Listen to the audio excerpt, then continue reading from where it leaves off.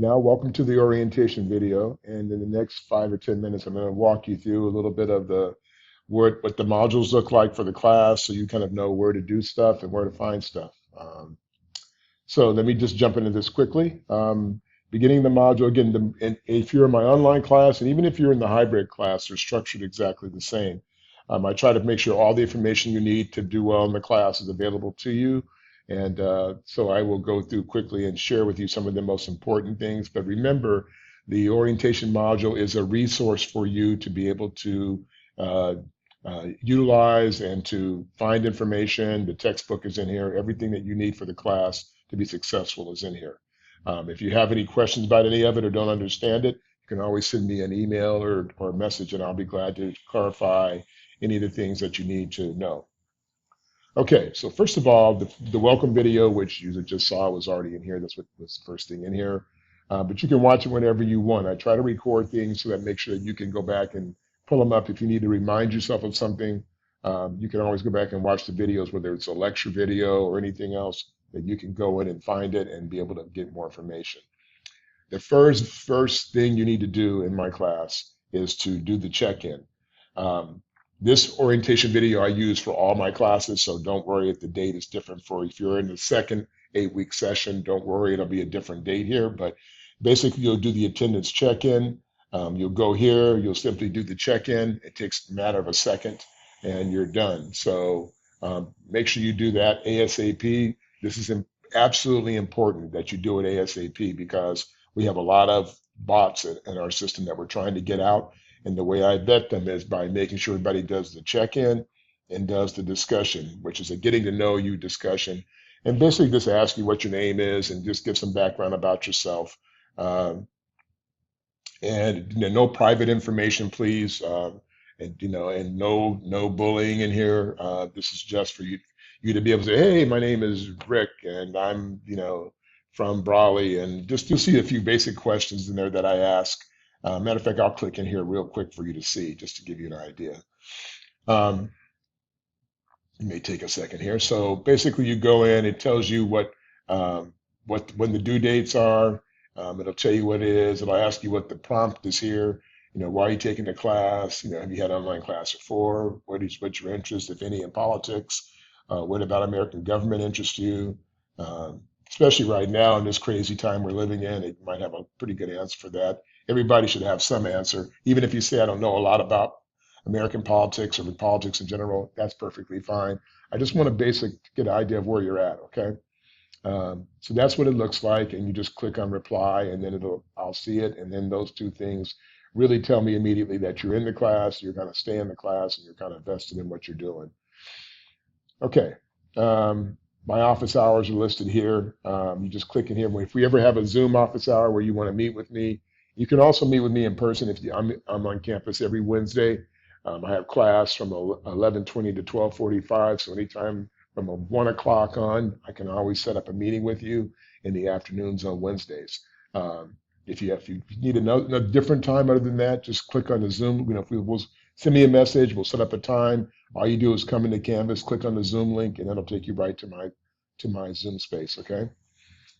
I look forward to that. I like to get to know my students. So you can always drop by my office anytime, even if you just want to say hi. You don't have to come in with a question. Just knock on the door. I'm right between the gym and the cafeteria and the little bungalow where financial aid office is. I'm on the front side of that faces the street.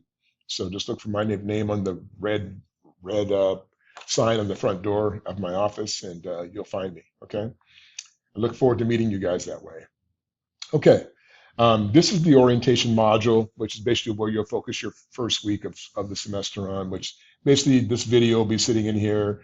There's an orientation to-do list, which tells you what you need to do the first week of class. My bio's in here and some videos that I do. I do a lot of political news. I've worked for all the major networks I still do political news in San Diego, where I actually live. There's some information for EOP students, or if you're interested in getting involved in EOPS, it's right there.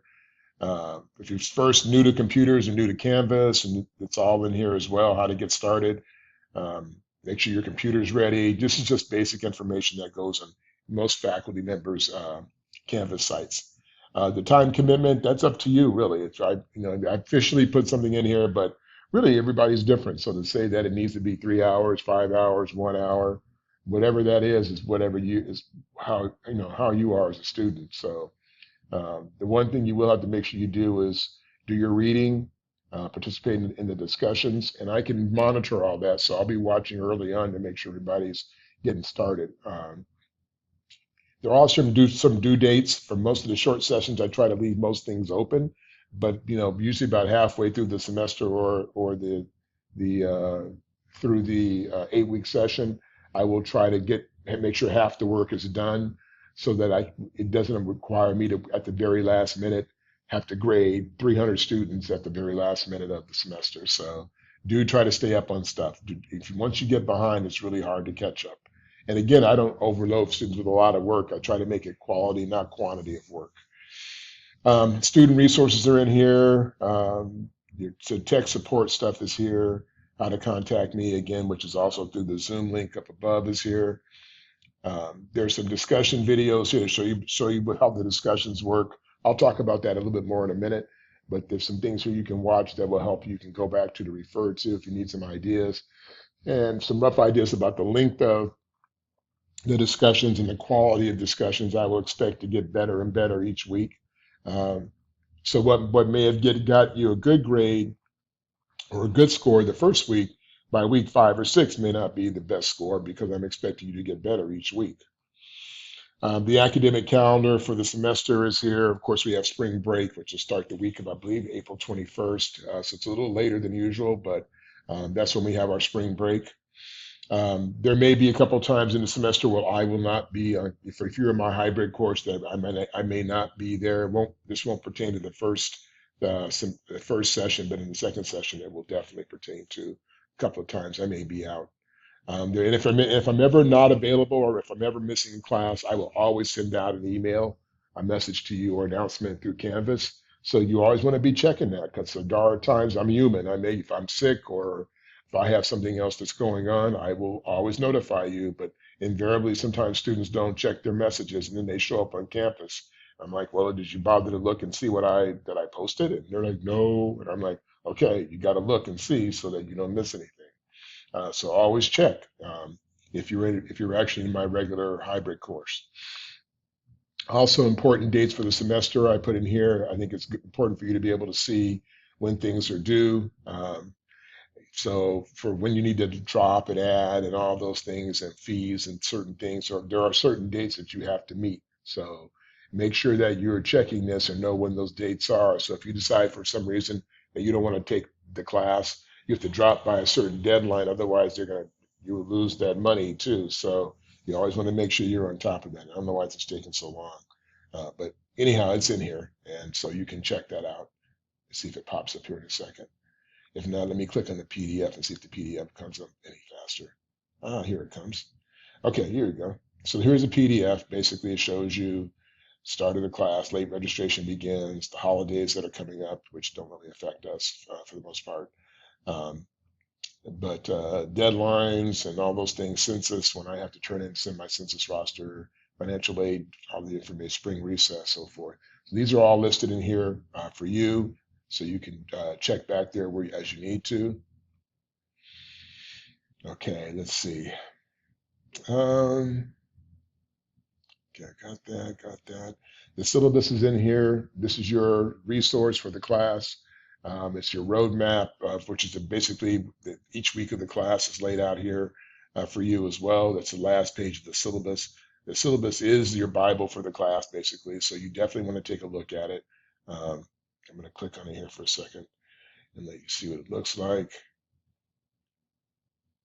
This is the syllabus, general information at the top, of course.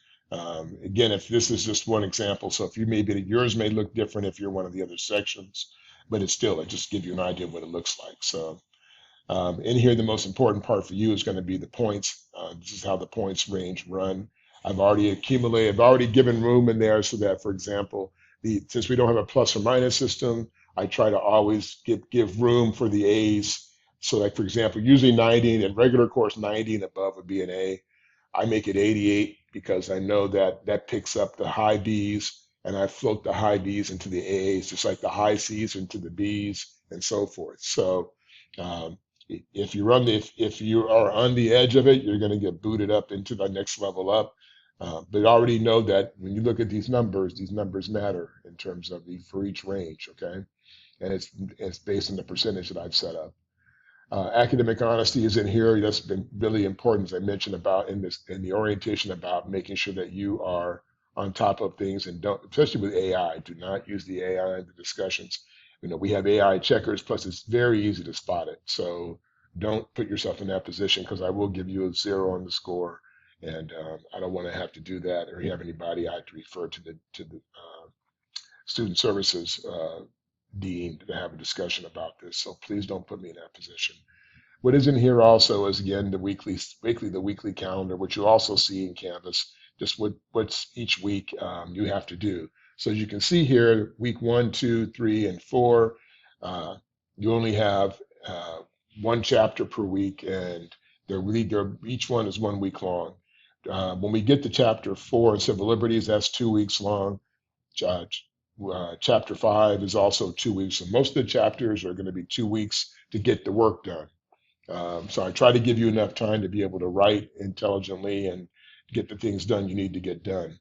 Then we have spring break, and then after that, we also have a couple of weeks of when we have 2 chapters or 2 weeks per chapter. And then the last 2 weeks of semester, this is my semester class, but again, this would pertain to any of the classes. You will have this one's have one chapter per week for the last 2 weeks.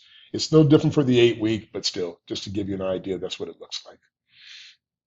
Okay, let me drop back here and just run you through a few more things. Um, so when you get to the textbook information, first thing about the textbook that you need to know is that it's free.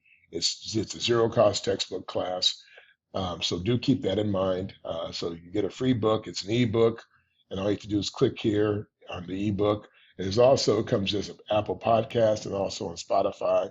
So there's all different types of ways you can access the book. But the ebook is right here for the textbook. Any information about it, you can also click here, and it'll give you information there. This again is for the 16 for my full semester class, but there is one for the 8 week too. So just remember, if you see one or the other, it's the same layout. Just follow the layout for your specific class. And in fact, I'll show you the difference real quick so I can do that. So here's the 16-week class, and then I'll show you the 8 week course here real quick so you can see the difference. In the 8 week course, the only difference is you can see the breakdown is slightly different for the 8 week course. So this is the 8 week, and then this is the 16-week course that we're looking at. Okay, after that, after you come through this, then you start right into the chapters. And the chapter modules are all set up exactly the same way. There's an introduction, and there's learning objectives for the class, there's an outline, and then there's my lecture. And this is a video lecture, so if you ever miss a class, or if you're in my live class, if you ever miss a class, you can come right here, watch the lecture, and that will tell you about basically what you would have missed for the class, okay? And then those are considered under the overview, and then the next section below that are chapter resources. There are PowerPoints for each chapter. There's also, if there's any videos that I want you to watch, I will also place them here. Sometimes you'll find them in discussion as well, but you'll always find them here usually. There's also key terms for each of the chapters, so you want to get to know some of the terms. All you do is click on it, and then it takes you to a link, and you can just go through, and it gives you all of them laid out here, what democracy is, what direct democracy, and so forth. You can go through and play with those, practice them, and all those kinds of things, okay? All right. I'm almost done. So I wasn't going to try and belabor this too long for you because you can click on the buttons. And let me just say that also. Don't be afraid to press the button. You can't break anything. So just get comfortable looking around. Okay. It's really important that you get comfortable looking around. Okay. Just realized something. I need to put that chapter 1 quiz in there. Okay. So then from that point, everything else is exactly the same. And actually, I'm going to do that over here. So when you go over to into your chapter, you'll see quiz one, and then the discussions are listed right below it. So you'll be able, these are the two assignments for each chapter. There is no midterm or final in the class. So this is where your grades come from. And the majority of the grade is for your discussions. That's why they need to be really, really good. And I mean really good. I expect each answer to be like about a paragraph in length. I don't want to see, well, I just agree with Joe and that's it. That, one or two sentences will not get you what you want in terms of grades. And this should be based on after you watch whatever the discussion is showing you as well. So for example, in this one, I'll give you an example so you can see. Um, so here's a discussion video for the first chapter. And there's a couple of these are short, so there's a couple of things in here for you to watch.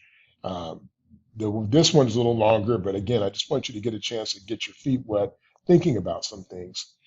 And then below there, after you watch them, you have to pick one of these questions from based on one of them and answer the question. So there's one for each one of these. So you can decide which one. You don't have to do all three, just pick one. And then it shows you here when they're due. They're always due by no later than Sundays of the week of the assignment.